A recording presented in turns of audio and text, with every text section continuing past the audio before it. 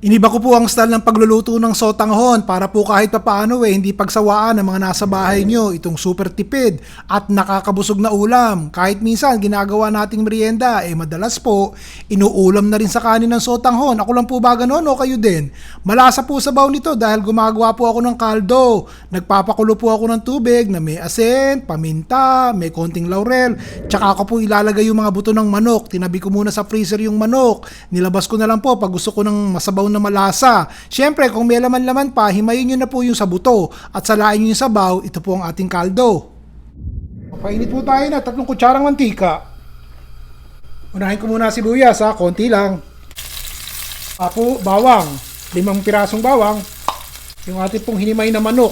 Yun. O tsaka nyo po ilagay itong ating kaldong ginawa. Kung wala po kayong mga buto-buto, de syempre tubig na lamang po ipang tatapat nyo. Hanggang kalagitnaan ng pagpakulo natin, isama na po natin itong isang maliit na karot na hiniwa ko ng maliliit para may kulay-kulay ng konti. Halo.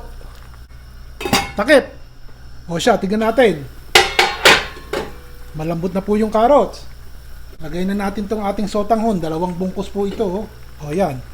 Pagkatapos madaling sumipsip ng sabaw. Ang sotanghon matutuyo ka agad. So kayo na po maglagay ng tubig Ilagay na po natin itong ating pechay. Kung wala po kayong repolyo, kung ano mas mura, 1 bungkus ba ng pechay na hiniwa ng maliliit o kaya naman isang maliit na buwig ng repolyo. Kayo na po magdesisyon. Basta ito lang ang gawin natin at nang makatipid. Takpan po natin. Sandali, hindi ko pa yan napapatisan ng konti. Patisan po natin, 1 kutsara lang At maalat na po yung chicken cube na inilagay ko din konting paminta, takip. Makalipas ang mga 2 minuto, tignan nga natin. Ayos na po ito, hihinaan ko yung apoy Lagay na po natin itong 1 latang kabute. Tinanggal ko lang ang tubig, nasa lata po Imbis na nilagang itlog po ang ilagay nyo, mag-aaway-away pa kung dadalawa itlog na nilaga nyo, di po ba? Swerte ng paborito yung anak, hindi na makakakain ng itlog na nilaga. Ganito na lang, batihin nyo na lang po bago nyo patayin nyo na muna, tsaka nyo nalagyan yung binating itlog. Hindi mag-aaway-away at dadalawa lang ang itlog nyo. Yun. Tapos haluin nyo po ng konti.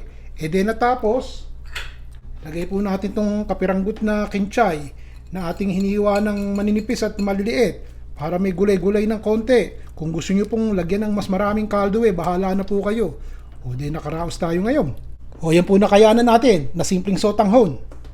Tingnan nyo po yung sabaw. Malasang malasa yan, makulay pa. Hindi nyo ba kakainin yan? Nagustuhan nyo po ba?